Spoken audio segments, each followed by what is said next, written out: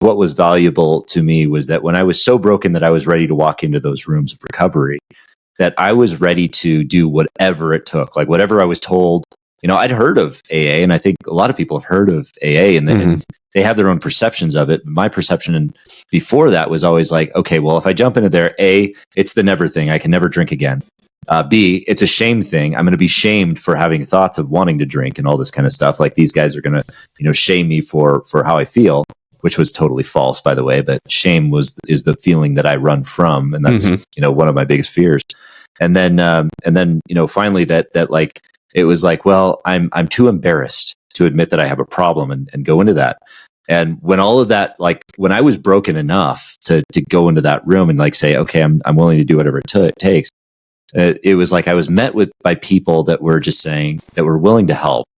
And this is like the same with lots of different communities. I mean, this was another epiphany moment because you find it in GoBundance, you find it in other groups that you could find that have what you want. But it was finding that community of people that had what I wanted and were willing to give it away, and where I had to participate.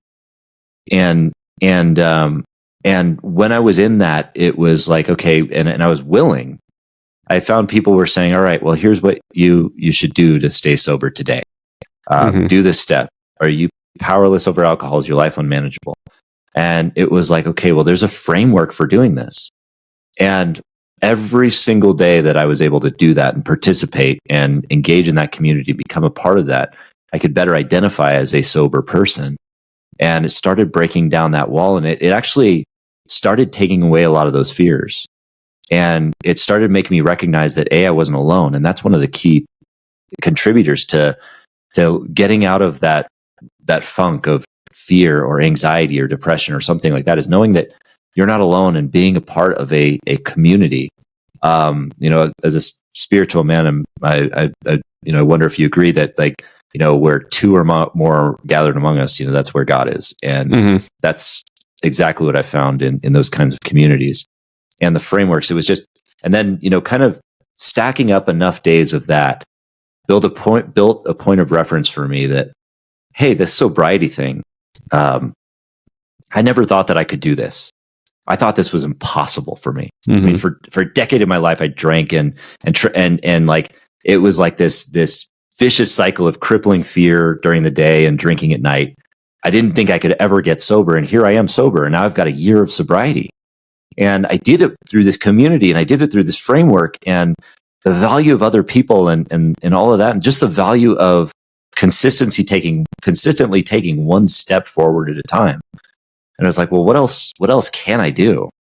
And it was like that moment in January of 2013, which was like 1 year sober, was like kind of that moment of like, oh, you know what? I wonder what else I can do with my life. I've been given like this grace of like, I should be in jail. It's a matter of inches, and I would have been in jail for my life or for a decade or more. But I have this chance to like really, live and maybe show people that what's possible. And so that's when I started really leaning into other things that, might contribute to that and be a better example as a dad and try to show up in a better way. So that actually put me on the track to, participating in triathlons at a higher level, really digging into working in the business and really trying to take my kids and my family on more adventures and do a lot of that stuff. And I tell her that every time I come back from some kind of GoBundance event, like, what you would expect on the outside looking in is that you're going to get into the room and there's going to be all kinds of real estate tips and business tips and biohack and whatever else. And there is some of that, but I mean, we were in Tahoe. We must have spent 50% of the time talking about relationship with your wife and relationship with your kids. So there's, and I don't know how many rooms there are that are like that with high achieving entrepreneurial men. I just don't think that exists in a lot of places. Yeah. So, and I've been a member for 1.5 to 2 years, and that's one of my big takeaways. And it aligns, frankly, with the time that we've we've had a little bit less stress in our lives, between the two of us, because I've seen the example of other men having those conversations with their wives. And now I'm equipped a little bit better to be like, yeah, that thing is not all that important to me. And let me try to help you, Krista, succeed in what it is that you're trying to accomplish with the kids and get out of the way. Right. Like what I've found, so like GoBundance, for example, is everyone wants to improve. Yeah. So everyone's happy. Like everyone's like, for me anyway, I can speak. I've got the mentality where, all right, this group of people here knows how to do certain things better than I do. And I'm open and receptive to their opinions, to their suggestions, and I'll make an informed decision on whether I change tack or whatever.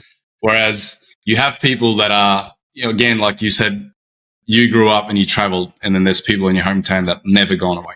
And that's the thing. Like people are so sheltered. They've only seen one perspective, that when someone else shares their perspective, they feel like that's wrong, but that the other person should feel and think the same way that they do. And so they try and bring the other person to their perspective, instead of being like, that's cool. That's works for you. I respect that. And that's what people would have those conversations, because people think if I bring something up, someone's going to argue with me, and, but they're not seeing my point and this and that. But if you're at a place where you're receptive and you're comfortable with however you're living life, but you're receptive to improvement and open to suggestions and stuff, you won't be debating about, hey, my way is better than yours. You'll be going, oh yeah, I see that. That's how you do things. Cool. Yeah. And, I might take some of that and use it in my own life. But that you just have to accept that you're not going to get that from everyone. There's only people ain't that the truth? that are, and then there's people that are just permanently in this victim mentality where, they're never grateful for what life's thrown at them and what they've done with it. They're always looking at, that person has that and I don't. And, and so they spend their life looking for excuses and complaining. Whereas you have people like us, which will instead look for opportunities. Yeah. And when you look for opportunities, guess what? You're probably going to do better at life. It's just a different perspective. So, when you said you gave your pairs those books and stuff, we've done stuff like that too. Like when I've read something, I go, man, this is amazing. Everyone should be reading this, and you give that to people. And I'm like, did you read that? Nah. Didn't have time. Yeah. And it's like, okay. Yeah. Well, I stopped doing that after that. And if someone asks, I'll tell them. And I was like, go buy this book and it'll tell you how to do stuff. So when you were at GoBundance, what was your biggest takeaway, you think, with the family and your kids? Oh, man. I think that it was really great for our kids to see that, like, we're not the only crazy ones. I think that was like a great for them to see, like, wow, there is like other families that kind of do crazy stuff. Like they're running businesses, they've got real estate, they travel, they work on personal development, they wear Oura rings, they're just like weird stuff that like they don't see a lot with their friends from school or whatever. So that was something that was, I think, a real eye opener for them. And then it was just a good opportunity for us to get together with other families, and then also have family time ourselves, talking about things like goals and family values, and when are the times when we're at our best as a family, and what do we admire about each other, and things like that again, maybe we don't always just bring up in day-to-day conversation. We talk about that a change of pace plus a change of place equals a change of perspective. And so that's why I go to various conferences and GoBundance events and things like that, because it does often give that different change up on perspective and helps us to zoom out. And so to be able to do that individually as family members and then also together as a family was a great experience. I had this gym project and I lost about $750,000, and I did everything right. I thought. And what it made me realize is I didn't have anybody around me that was really the right people around me. So I needed to go outside. I needed to go, from reading books and doing different things. It was like, this was what at that period of time in my life was like, this is what you need to do. This is the next step you need to take. You need to go get somebody from the outside that can show you who you are. Because everybody in my circle, I didn't have anybody in my circle. When you decided again, I want to dig a tiny bit deeper. I'm going to see if I can pick the scab a little bit. There had to be did you run out of people to blame on the 3/4? Because if you, I don't, and I could be just filling in gaps on myself, right? If you lost $750,000, were you like, man, I literally ran out of people to blame. This has got to be on me. So how do I fix this part? How did that get to that? Yeah, I don't think I accepted that it was on me until I had that coach, right? I don't think I fully accepted it was on me. And I don't, that even took a little bit of time. I mean, that was probably until I fully started truly accepting that I was responsible for everything that happened in my life. Probably wasn't until my early 30s. I think I still would blame other people. I would still blame laziness of other people, of why they weren't successful, why my leadership wasn't working. Right? That's been an evolution that's taken a long time, and I don't know the exact time to where it shifted. Now it just feels normal. Now I fully I know every resistance that's in my life is my resistance. It's no one else's. But it's been a process of step by step work for almost 20 years, probably right now. Yeah, for sure. Yeah, that certainly doesn't happen overnight. That I like to think that I'm in the middle of it. Like I was talking about before, it's understanding exactly who we are really helps to figure out how we can interact with people in a better manner and how we can go through it. But so tell me about the coach. How did that, what did that coach say to you that helped you kind of open your eyes and start to work towards that understanding? Honestly, it was just calling me out. Right. It was someone that was just calling me out that I respected. Right. And it was just calling my bullshit every single week when I'm on the calls with them. Right. They were just calling me out. And it was just like my first taste of really having that.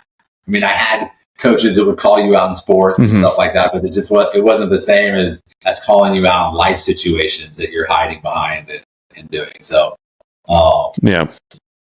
that's probably the primary thing. And then I started. I venture to guess as somebody who was always real estate. Yeah, I got into real estate and hired technical coaches as I started going further. Right, I kind of always keep a coach in my corner now, one way or another, or something. There's a great book called Who Not How, and you think about who are the who's that we need to have. It sounds like a children's book, but who are the who's? The who's in Whoville. Yes. The who's in Whoville. Who do we need to have around us? And so as I have gone through kind of this third iteration of business and life, I have found, people with more closely related core values that have the drive that I have, but that also have a very diverse set of skills. And rather than, hoarding money, finding ways to say, how can I actually help you make more money than anybody who worked for me before, but also in return, you hold a higher level of responsibility. And so, it's one of those moments that we can recognize we can't have all the things. We can't have the control and the money and the business and the time and the whatever. So it's okay, well, let's be specific what it is that we actually want, and then we can actually create it. Yeah, I love that. And to me, who not how, if somebody was listening and did not write that down, write that down. I love that book, right? And me too. It's one of those that you could apply in your personal life, you could apply in your business life, you could apply in any number of places. Who not how makes perfect sense.